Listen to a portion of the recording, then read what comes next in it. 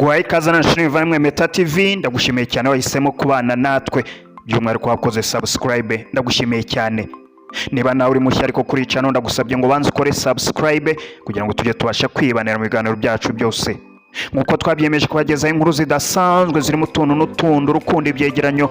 Uyu munsi tubafite inkuru zitandukanye aho tubagezaho inkuru y'uko Kigali umugore yaguye gituma umugabo ari gusambanira n'umukozi wo mu rugo, umugore agafata umwanzuro udasanzwe baraho bagakomakoma rukabura gica. Tubafitiye kandi inkuru y'uwahuye n'uruva gusenya kuko yagiye kwitaba telefone agarutse asanga ikibuye kinini cyagwiriye imodoka yaratwaye. Tubafitiye kandi inkuru yuko mu gihe aba bombi bahuye n'uruva gusenya bakisanga mu marira menshi, umunyarwandakazi Liliane Barijoro we yahawe inshingano zo kuyobora ikigo mpuzamahanga cyita ku mashyamba. Byinshi kuri izi nkuru mu buryo burambuye, ndagusabye ngo bane natwe tugerane ku musozo.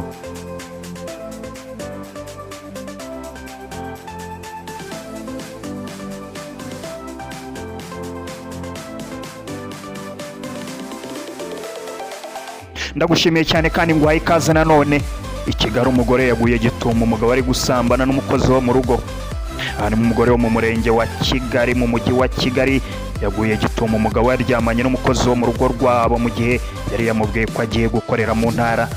Ahagana saa 4 n'igice z'igitondo cyo kuri wa kabiri tariki ya 17 Mutarama mu mwaka 2023 nibwo uyu mugore yafashe umugabo we yagiye gusambanira n'umukozi mu murenge wa Rwezamenyo mu karere ka Nyarugenge. Uyu mugore yahise atabaza anahamagaza kwa sebukwe ngo baze birebera ayo mahano. Abatanga buhamya babwiye igihe.com dukesha inkuru ko uyu mugabo yabeshye umugore ko yagiye gukorera mu ntara ariko umuturanyi wabaza kubimenya arabimumenyesha. Umwe yagize ati twe twabonye gusa umugore ari gusakuza cyane, nibwo duhuruye ahita atubwira ko umugabo ari gusambana n'umukozi wabo mu kumba kumukanisha uba hepfo aha. Noneho nibwo atangiye kuvuga ngo agiye kubibwira kwa sebukwe, abandi bantu bari kumubuza. Uwitwa Habiyaremye Olivier yavuze ko uyu mugore yababwiye ko uwo mukozi wabo yari amaze iminsi yaratashye ndetse yari kuza ku kazi bukeye bwaho. Ati yababaye cyane ngo ariko urebye babajwe nuko umugabo wamuca inyuma agasambana n'umukozi wabo ndetse agiye kwigendera kuko atazi uburyo ashobora kubana n'umugabo usambana n'abakozi. Uyu mugore wirinze kugira byinshi abwira igihe.com yavuze ko ibye n'umugabo we birangiye ndetse agiye kumenyesha ubuyobozi kugira ngo yake gatanya inkiko asabe kubatandukanya kuko atari inshuro ya mbere amufasha muca inyuma.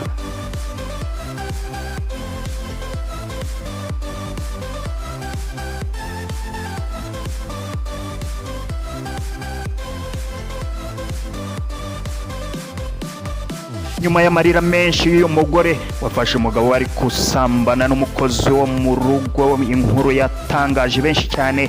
Tufite inkuru kandi yahuye we yapfuye n'uruva gusenya ubwo yagiye kwitaba telefone agarutse asanga ikibuye kinini cyagwiriye imodoka yaratwaye. Umugabo wahitwa California muri Amerika yarokotse urupfu ubwo yasohokaga mu modoka yagiye kwitaba telefone, nyuma hejuru y'imodoka yahagwa ikibuye kinini cyane cyangije igisenge cyayo kiratebera. Bwana Mauricio nayo ari gushimira Imana na telefone ye kuko yitaza gusona atari kubasha kurokoka ibi byago byamugwiririye. Yavuze ko yaparitse ahitwa Pacific Coast Highway Malibu hanyuma ajya hanze kwitaba telefone. Mu kanya gato agarutse ku modoka ye we yaje kumva urusaku rw'ikibuye kinini cyituye ku modoka ye giturutse ku musozi uko yabibwiye itangazamakuru. Ati nari ntwaye imodoka hanyuma njya hanze guhamagara, ngarutse nsanga imodoka yangiritse cyane. Iki kibuye cyangije bikomeye igisenge cy'imodoka ndetse bigaragara ko uyu mugabo abakirimo bitari kumugwa neza. Uyu mugabo yakomeje agira ati nagize ubwoba sinzi ko nzongera guparuka hano ukundi nyuma y'ibi maze kwibonera, nahungabanye kubera ibyabaye. Amakuru avuga ko nta wakomerekejwe n'iki kibuye ariko ko hari izindi modoka zangiritse.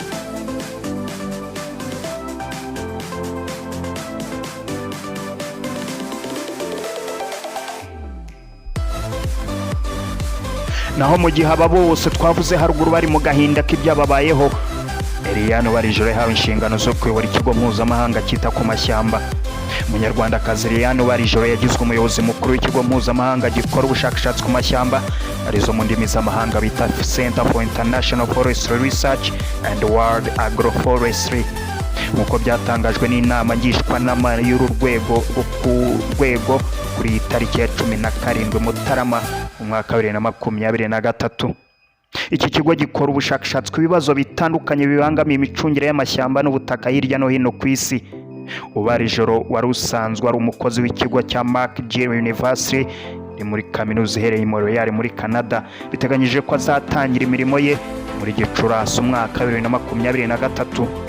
Mu myaka igera kuri 20 ishize ubushakashatsi bwe bwibanze ku bijyanye no guhanga udushya, uburinganire n'ubwuzuzanye bw'abagabo n'abagore ndetse n'iterambere rirambye muri rusange.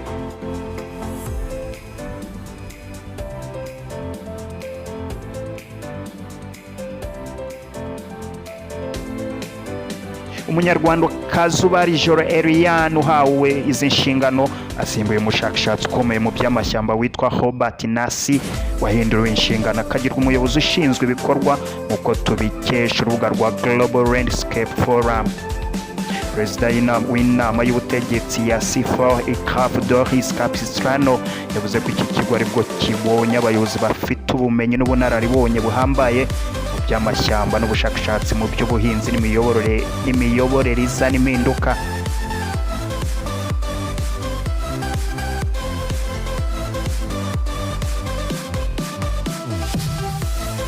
Ndagushimiye cyane utahwemye kubana natwe. Byinshi kuri izi nkuru zitandukanye tubagejejeho, ushobora kumenya byinshi kuri zo nawe ushobora gusura urubuga rw'igihe.com cyangwa se ugasura n'urubuga rw'umuryango.rwa ukamenya byinshi mu buryo burambuye. Ndagusaba ariko nimba wari mushya kuri iyi channel ngo ntugende udakoze subscribe kugira ngo tujye tubasha kwibanira mu biganiro byacu byose. Imana ibarinde naho ubutaha.